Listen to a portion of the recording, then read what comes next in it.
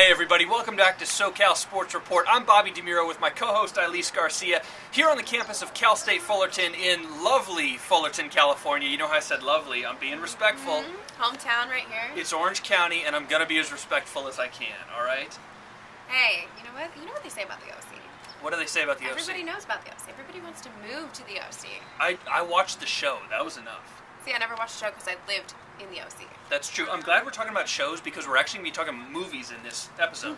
But we'll get there. We have one thing to talk about before we talk about sports movies, and that is not the team in the OC, the team in LA, the Los Angeles Dodgers. Ailis, in Chavez Ravine, how high are expectations? $2 billion on the payroll, literally.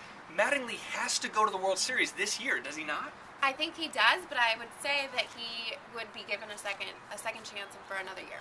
You're nicer than Magic Johnson. If I'm Magic Johnson, I fire him after a year if he doesn't get there. The roster's stacked. I mean, we'll go over players in a little bit. He brought him back after this year. He did bring him back, and they almost fired him in July until they started turning it around.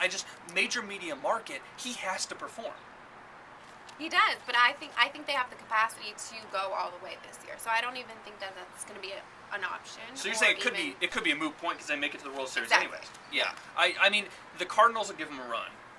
But to stick just with the Dodgers, I think Mattingly, even though he signed this 3-year extension, it's not even a top 10 media market. It's a top 2 media market. Magic Johnson, they've been revitalized. They have all the players at every single position, and we will run through it. You have to win this year. I think anything less than the National League pennant is a disappointment. For fans and for people in LA, definitely a huge disappointment. And for the players, too, because they definitely want to go all the way. Well, speaking of players, let's evaluate the players right now. I know everybody who watches this knows this, but it's good to kind of look at the whole picture right before spring training starts and start with starting pitching. Clayton Kershaw, they just signed him to a 15-year, $700 million... No, I'm just kidding. Not $700 million. But they gave him a ton of money, richest contract for a pitcher in baseball history. He'll anchor the rotation. You've got Zach Greinke. You've got, I'm going to butcher his name, Hyunjin Ryu, the Korean. I live in Koreatown. I like saying his name, Ryu. See, I live in Koreatown, and I butchered his name. I'm so sorry. But they've got these guys. They've got maybe, hopefully, Chad Billingsley will come back. And then they've got, I think a guy to look for is Stephen Fife, obviously a AAA starter. But as a replacement starter, he did well last year. I think he's a good, sixth starter who can come in on a spot. And he went to the University of Utah. I don't know why I know that, but there's trivia for the week. Hey, it's always good to know. Always good to know. I mean, anything else with pitching, it'll be interesting to see if Josh Beckett can come back. But their pitching is stacked.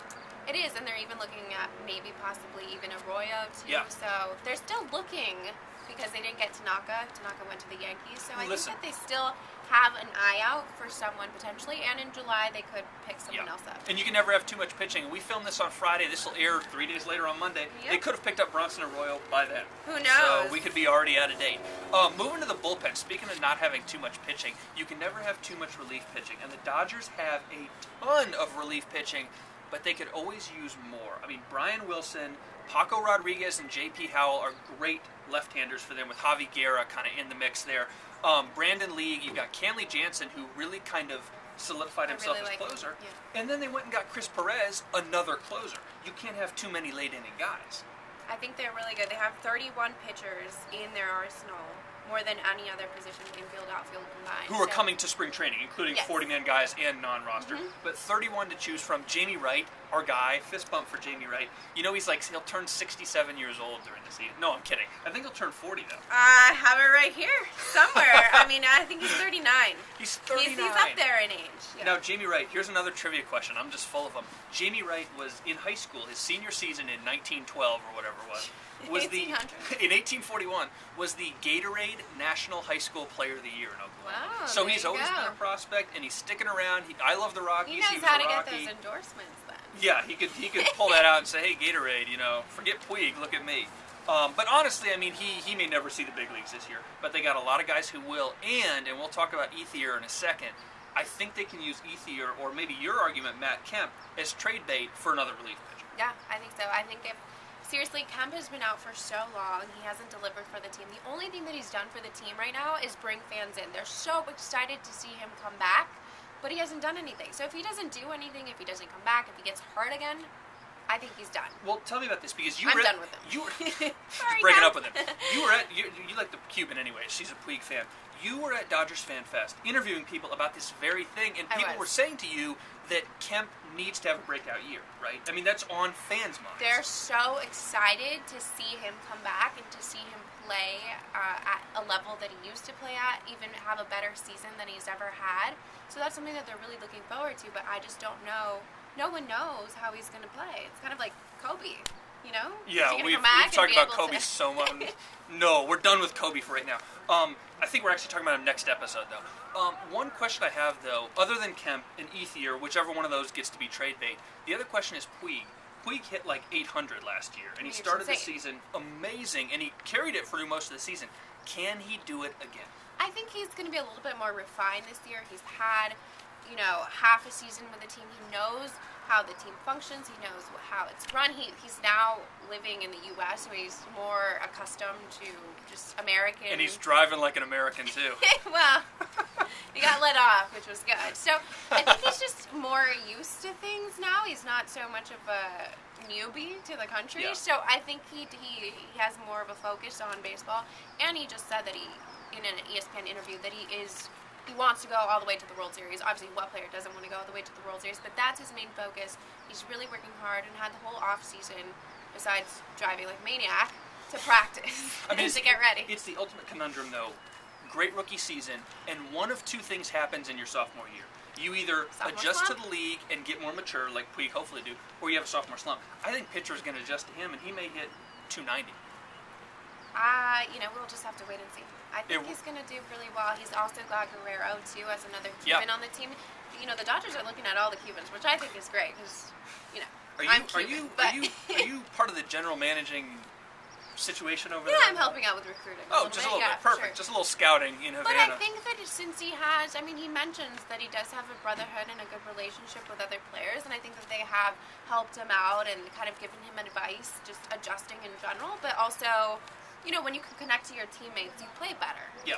And a couple more things for the Dodgers. Adrian Gonzalez at first needs no introduction. No, he's awesome. Juan Uribe, we talked about him a few weeks ago. So happy he's back. Good that they re-signed him, especially considering Michael Young retiring kind of surprisingly at 37. Maybe had a few more years, hung him up. He just wanted to spend time with his family. And had a Can't blame him. Had a great career. So good for him, but he will not be back. And then Hanley Ramirez at short. My last question with the Dodgers. I know you're an A.J. Ellis fan, and it's tough to find a dependable catcher. Ask the Rockies about a dependable catcher. But can they trade Ethier if the pitching staff holds up?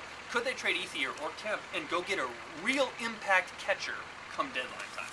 You see, I think Ailis is great right now. I think he really is a great leader for the team, and I think he's fine. But it never hurts to have a backup.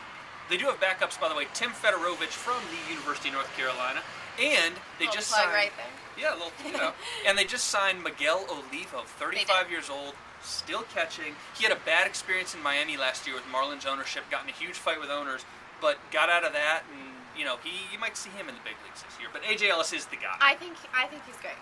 I think we'll be okay with him. Dependable enough.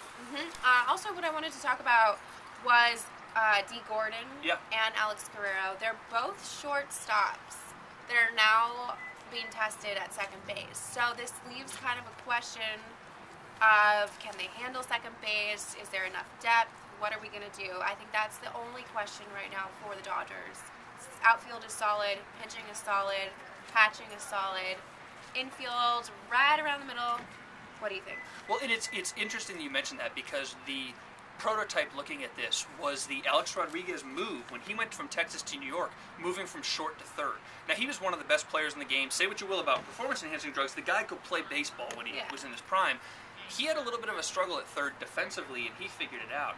Gordon and Guerrero are not as talented as Rodriguez was, and them switching positions and moving across second base, they move 30 feet, but it's a huge adjustment. Huge change. Yeah. It's not the same at all. It'll be interesting to see, and really what it comes down to is which one of those two can give them offensive power, or offensive output, I should say.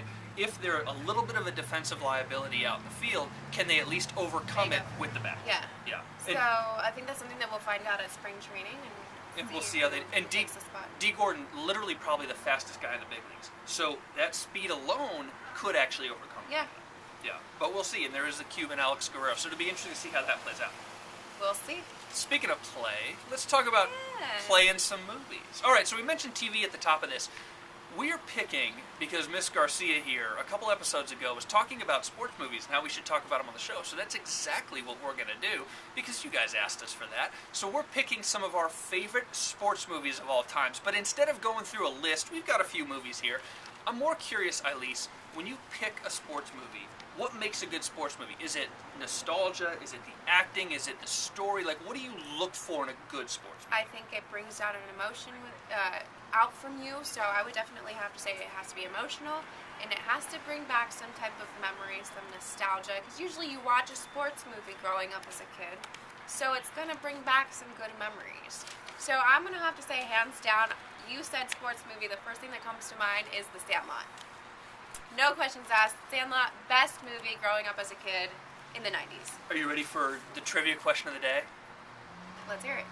I've never seen The Sandlot. Oh my, are you kidding me? I'm not even a little bit kidding.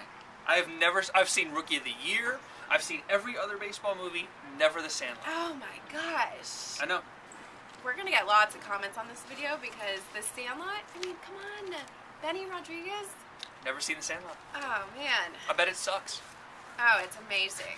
It's amazing. Every little boy, every kid growing up in the 90s. Not every That's kid. the movie. I grew up in the 90s. Not every kid. You're an 80s kid. 86. There you go. I'm a 90s baby. I think Sorry, you're just a little bit older, too old. I didn't realize I was co-hosting a show with a 9-year-old. Or 13. What would you have to be a 90s? Whatever. I can't even do math. It doesn't matter. I've never seen The Sandlot, Anyways, and I can't do math. you gotta watch it. So, give me another one. That I have seen. What besides The Sandlot? What else do you like? Alright, I like The Blind Side. Okay, I like The Blind Side, too. I like Sandra Bullock's acting in it. See, that one, I'm more attached to Sandra Bullock.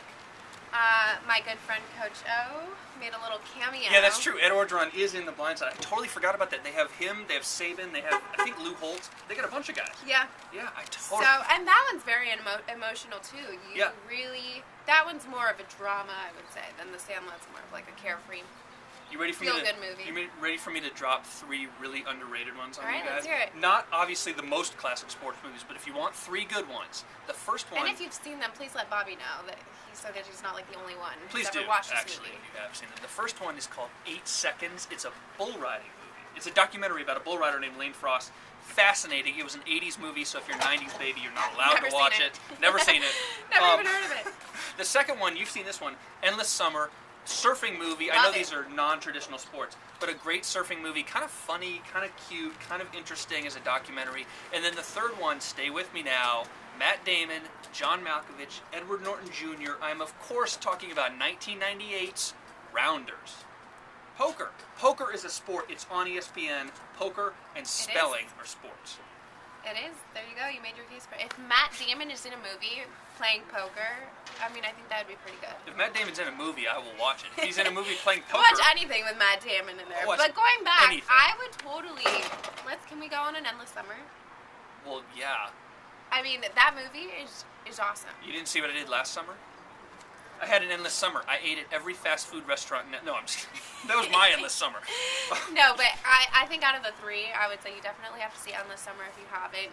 You just feel good. It's like, you know how You're modern like on day... vacation. Oh, totally. Yeah. They go to South Africa, they go everywhere. And you know how modern day documentaries kind of poke fun at these cheesy documentary styles? This is what they're poking fun Oh, at. totally. Like, it's a little cheesy, it's a little irreverent. If you've never seen Endless Summer, the director's a guy by the name of Bruce Brown. They follow Bobby August, the greatest name ever. And when I Right. become famous, I'm changing my name to Bobby August. They follow this guy and he goes around surfing all over the world and tries to catch the best wave. Summer.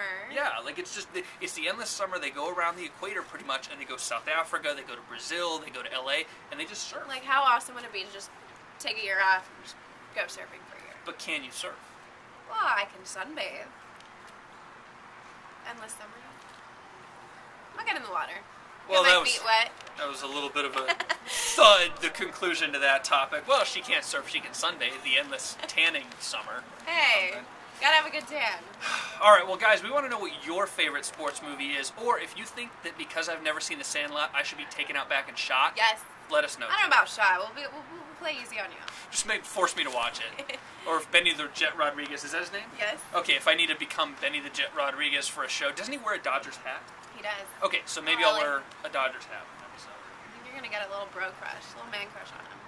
Well, Lord knows that does happen. Hey, Matt Damon, how you doing? That was awkward. All right, let's kill it on that because I'm totally not into Matt Damon romantically. That's it this week for the SoCal Sports Report because Ailis can barely contain herself. For Ailis, I'm Bobby. We will see you guys in 1 Next week. See ya.